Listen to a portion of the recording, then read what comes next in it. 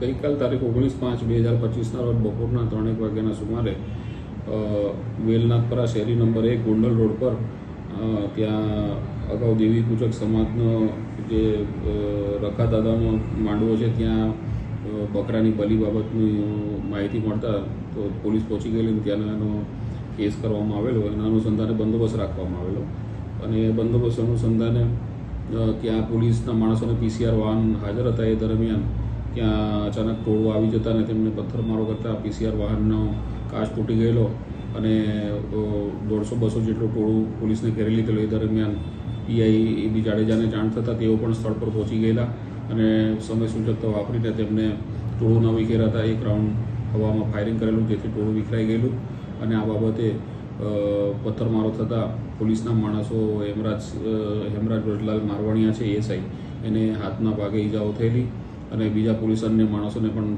ઓછી વધતી ઈજાઓ થયેલી. જેથી જે બાબતે પોલીસના ફરજમાં રોકાટ બાબતે તેમજ ઈજા થયેલ તેમજ ડેમેજ ટુ પ્રોપર્ટી એક્ટ મુજબનો ગુનો આજીડેમ પોલીસ સ્ટેશનમાં દાખલ કરવામાં આવેલ છે અને હાલ તપાસ ચાલુ છે. સર, બીજા કોઈ અન્ય લોકોને ઈજા થયેલ કે ના, હાલમાં તો પોલીસ કર્મચારીઓને ઈજા થયેલ છે અને સ્થળ પરથી 13 ઈસમોને પકડી લીધેલા છે.